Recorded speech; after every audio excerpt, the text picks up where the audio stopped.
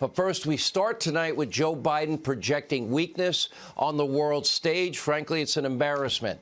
And America's enemies, they are taking note tonight. From cyber attacks to proxy wars, you have an alliance that has emerged with Iran and Russia and China.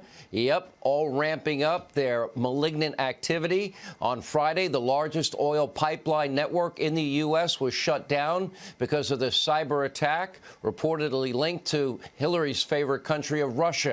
This pipeline transports nearly 50% of all gas consumed on the east coast of this country, and that's including fuel that is used at our military bases. So make no mistake, this was a major attack.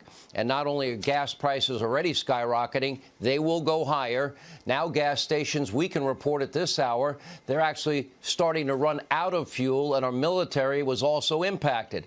So the pressing question of the night, Joe, how will you respond? My guess is they will do absolutely nothing. Well, you might want to call Hunter. He got the $3.5 million deal with the First Lady of Moscow, the wired money from the Russian oligarch. And after all, Joe Biden is doing very little. We also have China's military, their expansion into the Pacific and the Arctic, even as China is publicly threatening Australia with a long-range missile attack and a strike. And in February, Joe rewarded Iran, we told you about this, by ending UN sanctions put into effect by Donald Trump and his administration. And remember, Iran is the world's #1 state sponsor of terrorism. And as we speak, the hostile regimes, get this, they continue to fund proxy wars across the region. A few days ago, the U.S. Navy intercepted the ship in the Arabian Sea en route from Iran to Yemen.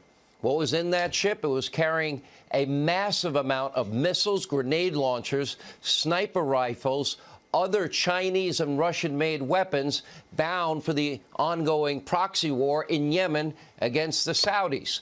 By the way, so that's Russia, that's China, and that's Iran fighting a proxy war against a group we're now aligned with. That would be the Jordanians, the Egyptians, the Emirates, Israel. We have been on the ground in Israel. We've been there during these rocket attacks. Now, we showed you the playgrounds that kids play with. They're indoors in a bunker constructed in a small Israeli town, border town with Gaza. Why? Because in 10 years, they had 10,000 rocket attacks, and it made it way too dangerous for the kids to play outside. So kids play in bunker playgrounds underground.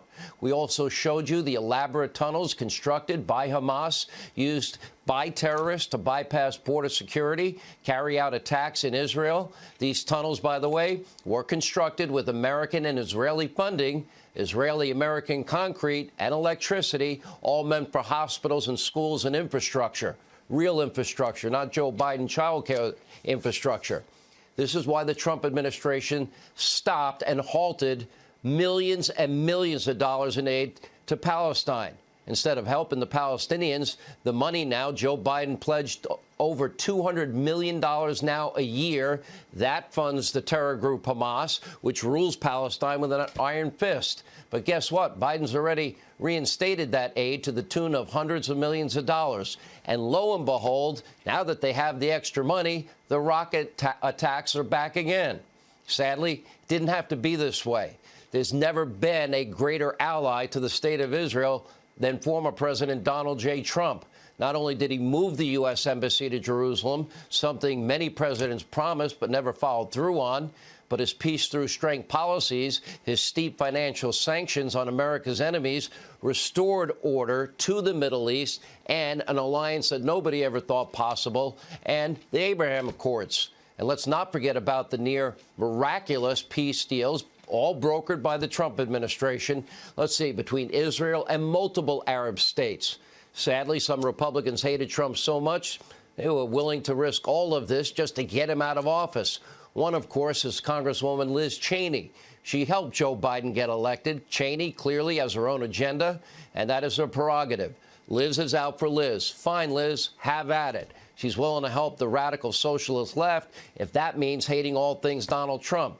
She's out of touch with the Republican Party and the base of the Republican Party, and her constant lecturing, constant divisiveness, not helping the GOP, having her own agenda and prioritizing that, over that of the party, well, that can't move the country forward. And don't listen to the noise in the media. They don't really like Liz Cheney either. And now with the Biden administration's foreign policy in full effect, Liz, are you happy? Do you feel the world's safer? It's time for Republicans to get it together and do what they can to oppose this administration, these dangerous policies on the world stage. And by the way, before we move forward with breaking news, North Carolina Governor Roy Cooper has now declared a state of emergency over the temporary outage of the Colonial Pipeline caused by the cybersecurity attack that all signs point to Russia about. It's getting serious. Hey, Sean Hannity here. Hey, click here to subscribe to Fox News YouTube page and catch our hottest interviews and most compelling analysis. You will not get it anywhere else.